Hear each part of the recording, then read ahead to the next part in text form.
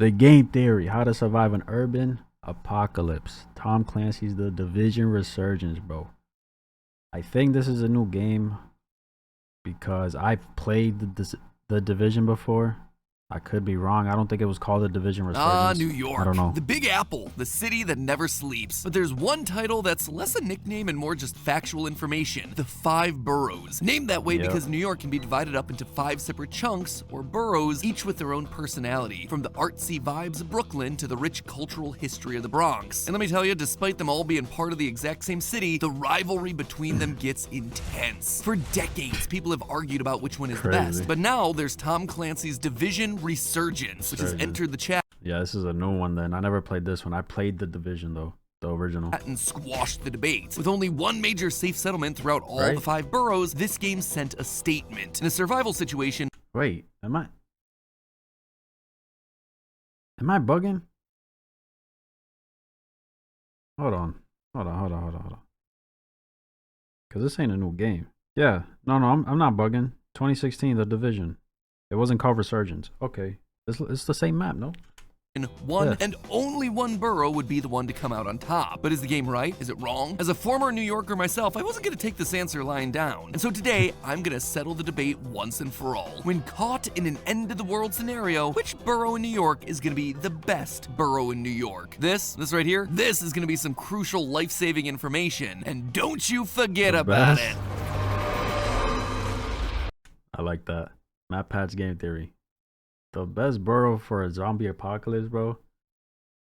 I don't even know. Hello, Internet! Welcome to Game Theory, the show that's always prepared for the end of the world. And that constant paranoia is gonna come in handy because today's episode is sponsored by Ubisoft and their brand new mobile game, Division Resurgence. Now, if that name doesn't immediately sound familiar to you, it probably should. It's the latest installment in the iconic Tom Clancy series, which, if you've never played, is fantastic. These games are set in New York City, and not just a version of New York City, this is a completely accurate recreation of the real world, with streets and landmarks exactly where you'd expect them to be. And then that's when you realize that Division Resurgence is a mobile game, which is just that much more impressive. It also means that I can now revisit my old memories of being a starving actor living in the Upper East Side whenever and wherever I want. Yippee. However, while it might be an accurate recreation, not everything is right in the Division's New York. An eco-terrorist has created an incredibly potent virus known as the green poison, which spreads through banknotes. As money switches hands, the viral infection grows. Fortunately, not all hope is lost. To stop the spread, the government shuts down the city. Nothing coming in, and more importantly, nothing coming out. Resurgence mostly takes place a few weeks after the start of the outbreak, when the good of humanity is still prevailing. While some people naturally turn to crime and violence, one group bands together to form the Spring Blossom Settlement, located in Manhattan down near Chinatown. Here, you can rest, gather supplies, and take on missions to help your fellow citizens as a one-man operation. But as someone who spent a good chunk of his early adult life living in New York, I felt old borough rivalries beginning to rise up. Well, this in-game settlement feels like a utopia inside of a city of chaos. Of all the boroughs, did they really make the best call to plop it right here, smack dab in the middle of Manhattan? Sure, it's the place that everyone knows, but in a survival situation, yeah, I don't think that's gonna be a big... That's a fact. That's a fact, bro. Manhattan, get that shit out the picture, boy, when it comes to survival. Too many people, it's tourists, you feel me? Nah, see, because I've been to Bronx and Brooklyn. I feel like Brooklyn would fucking survive that shit, bro. Point in its favor. Plus, there are just lots of hidden gems around the city of New York, which I'm sure most New York locals down in the comments are going to tell you. I really like the cookies from Levain Bakery, the soup dumplings from Joe's Shanghai, and the Broadway show Grey House. But it's a valid question. If New York suddenly shut down, isolating itself from the rest of the world, which borough would be the best borough for setting up your own personal safety bunker? You know how the song goes? They say that you won't last too long on Broadway. But, you know, maybe somewhere else could be a bit more sustainable. And now it's time to figure out where that is. In case you skipped out on 3rd grade geography, New York is split up into 5 boroughs. Manhattan, this sliver right here that most tourists think is just the entirety of New York. The Bronx, up in the north, known as the birthplace of hip-hop and home to the Yankees baseball team. Brooklyn, famous for its hipsters and not having a 9-9 priest. Wait, I said Brooklyn? Hold on. Because I've been to Brooklyn, yes. Like, I have family in the Bronx. Ooh, shit. Hold on. I might just say Bronx. No bullshit. I feel like the Bronx would fucking survive, gang. precinct, Queens to the east, the largest of the Queens. boroughs, and Staten Island to the south, which is an island and has a ferry, I guess. Honestly, I never spend all that much time in Staten Island. Nevertheless, which of these is going to be our best home for survival? Bronx. Let's find out. In the I first think side Bronx. mission of the It's game, we're small, asked to help but- members of the Spring Blossom settlements retrieve their missing supplies. And while the types of supplies can vary from mission to mission, I think we can all agree on which one is going to be priority number one when it comes to IRL action: food. Fortunately, when it comes to food supplies, we have ourselves a couple different options. One obvious choice would be to raid local grocery stores and restaurants. Since 2017, the City of New York Mayor's Office issues a report on nightlife within the city, listing 25,800 total Sheesh. nightlife establishments, 19,400 of which are restaurants. That's Of the 5 crazy. boroughs, Manhattan leads the way by far, with 8,574 restaurants, which is almost twice Brooklyn's 4,400 and more than 10 times Staten Island's 750. That means that right after Damn. things go south, like we see it in the game, Manhattan is going to be teeming with food, which is good, but that food isn't going to last forever, which is bad. Eventually, Yeah. that food's going to spoil, and then what? The gray streets and tall buildings of Manhattan aren't exactly bursting with huntable wildlife, unless you're really into pigeon meat, I suppose. Gathering really isn't going to be a strong option here either. Sure, you might be able to find a few berry bushes or a privately owned apple tree here or there, but there simply isn't enough wild flora to help support the estimated 4 billion pounds of fruits and veggies that New Yorkers are consuming in an average year. Nope, like humans for thousands of years since the Neolithic Revolution, you're wild. gonna need to farm. Funny thing about farming though, you kinda need dirt to grow anything, and New York City ain't exactly known for its verdant forests. That said, one of the characters that we meet in Division Resurgence gives us a clue on how they plan to solve the problem. Kevin Zhang informs us of their rooftop stockpile and greenhouses that have been set up to grow their own food. What do you do for food? This bridge leads to our rooftop stockpile. And then we got the greenhouse set up beyond that. Setting one of these up from scratch can be a lot of effort. However, Yeah. there is a New York bill currently circulating that aims to turn all public school rooftops into gardens. So, for survival purposes, your best bet is going to be finding a borough with the most public school. That's kind of cool. What? That's kind of fire. I ain't gonna lie. There ain't shit going on roofs anyways. You feel me? Put it to use. That's actually fire.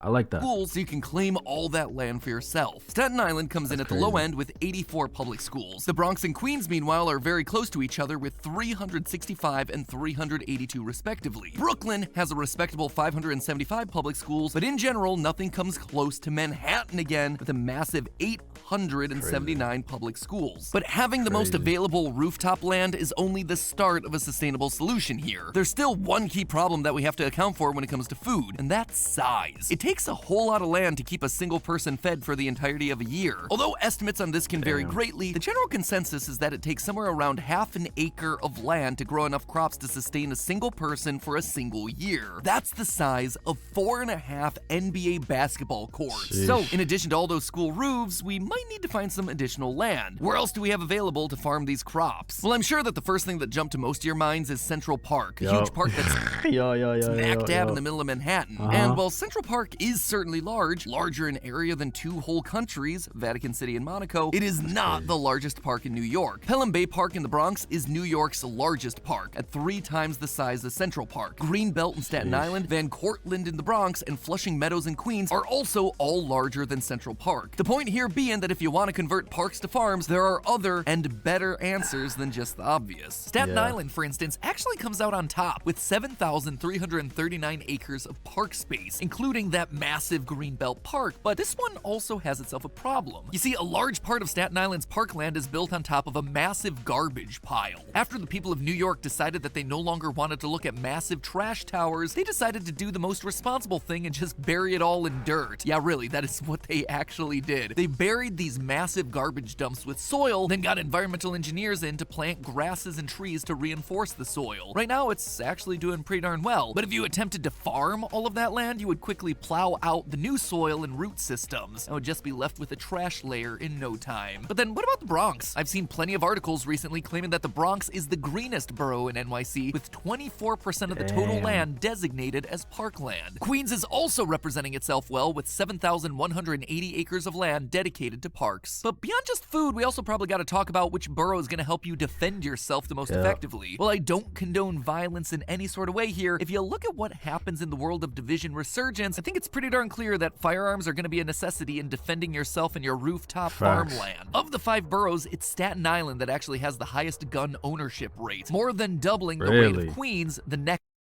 Wait a minute now. That's assuming legal. Legal. You know what I'm saying? Illegal is a different story. Could be high or low.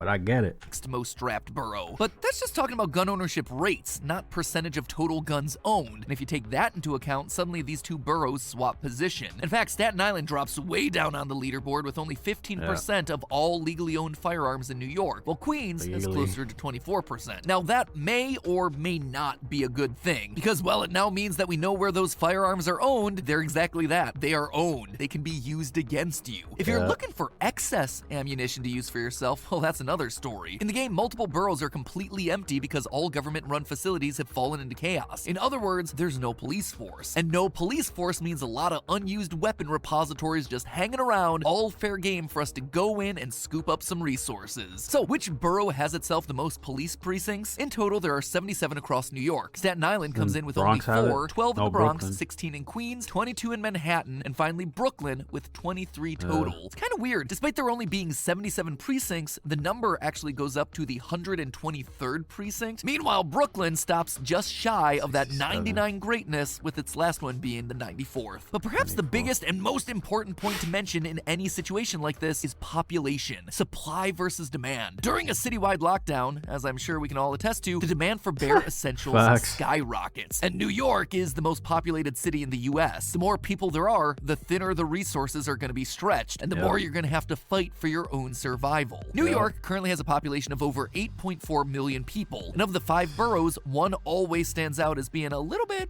different than the others. Staten Island. Staten Island is far less densely populated than the other 4 boroughs. Currently, there are around 475,000 people spread over its 60.9 square mile area, which is dwarfed by literally every other borough. The Bronx and Manhattan are over 3 times the size, at 1.5 million and 1.7 million people respectively. Queens is charging in with a massive 2.4 million people, but above them all is Brooklyn with a massive 2.7 million people. That said, sorry Brooklyn, this contest is more like golf. You want the lowest score to win, because at the end of the day, this is all about population density, and we want it to be as low as possible. Fewer people means fewer competition for resources and fewer hands that are gonna get me infected. Staten Island unsurprisingly holds the win in this category, with 8,618 people per square mile. That seems like a lot when you compare it to the rest of the US, which averages a mere 94 people per square mile. Vast difference there, but remember, we're talking about New York here. It's only getting worse from this point. Queens is relatively huge compared to all the other boroughs. It has itself 109 square miles of land. Why? My question now. Why is it all like broken up like this? You know what I'm saying? Why couldn't this be Brooklyn? These little pieces to Brooklyn, or these little pieces to Queens, you feel me? Even at second place with 22,000 people per square mile. The Bronx has a reasonable, if you can call any of these numbers reasonable, 35,000 people in each of its 42 square miles. And this is where Brooklyn ultimately loses out on its most populated title. Because while yes, it has 2.6 million people, it's spread out over a relatively large area of 71 square miles. Certainly less spacious than Queens, but a lot more than both the Bronx and Manhattan combined. In total, Brooklyn clocks in at 38,600 people per square mile. And speaking of that Manhattan number, with only 22.8 square miles to its name, that 1.6 million people suddenly looks a lot bigger, nearly doubling Brooklyn's population density with 75,000 people per square mile. That is a lot of humanity in not a lot of space, and with very limited resources. If that's not a recipe so Manhattan be packed like a fuck, gang. for disaster during the post-apocalypse, I don't know what is. And so by totaling up the scores, it becomes very clear that, honestly, none of these options are completely ideal. While places like Staten Island might have themselves more green space than other boroughs and a smaller population, which means less fighting for resources, the land isn't exactly fertile. And worse, you would have nothing to defend yourself with. Manhattan will be an okay place in the short term. There's plenty of food and a decent supply of weaponry. That said, you're also struggling against massive overpopulation, as well as not enough land to sustain everyone's food needs. In the end, you'll want to end up in one of the boroughs with more green space, but hopefully one that can defend itself. The winner of this race isn't going to be the best in all categories, but a borough that's pretty strong across all categories. And that winner is, drumroll please, Queens. With its small population density, high I think Bronx, I ain't gonna lie. Explain. Amounts of parkland and decent supply of police armories and food, this is the one that's going to give you a fighting chance of staying alive. And while it's solid in all the other categories, there's one final qualifier that sets Queens completely apart from the rest of the pack: water. If we're going to survive, we're going to need a constant supply of fresh, clean water. Except that's where things get tricky, because all of New York's water supply is controlled by two main suppliers: the Catskill Delaware water supply system and the Croton water supply system. Both of these systems are located outside of the 5 boroughs. Well, you could siphon a pipe if someone tampers with or pollutes your supply further up the system. That's gonna have some massive repercussions. We even see this in the 5th mission of the game, where the faction known as the Cleaners have taken over a water distribution facility, which begins polluting the supply to those downstream. If we're gonna survive, we're gonna need our own supply, something that all the other boroughs aren't gonna be able to mess with. And the only borough that has that capability: Queens. The groundwater supply in southeastern Queens used to provide a small portion of the borough with fresh water until 2007. Now, it hasn't operated since then, but the infrastructure